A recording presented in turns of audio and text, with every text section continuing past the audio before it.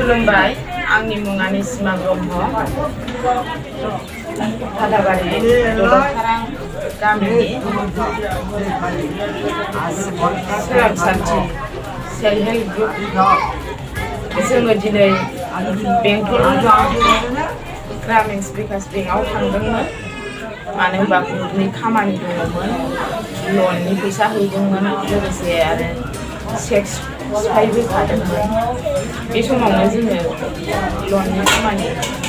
मावखांनानै फैबाय थानाय समाव जोङो जेब्ला फिरफिलियाव गाखोनानै फैयो अब्ला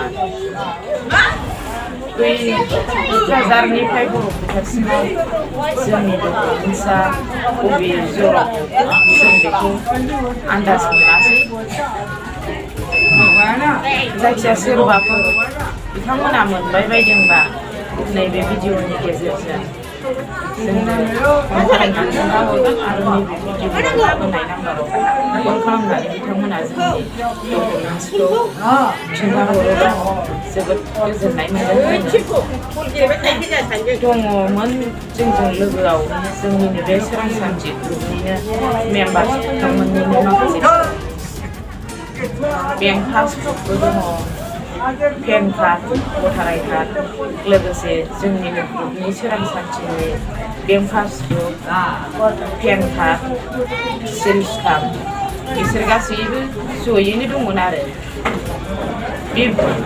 गबोनायखौ बे जेराव गबोखो जों बेखौबो मिथियासै टाइमा एकथा टाइमाव गनाय जादों ओरैनो ग्रुपनिया मा डकुमेन्टस दङमोन ग्रुपनिफ्राय बे माबायानो दङमोन पासबुक दङमोन ओमफ्राय पेन कार्ड दङमोन सिल स्टाम्प दङमोन सोरबा जुदि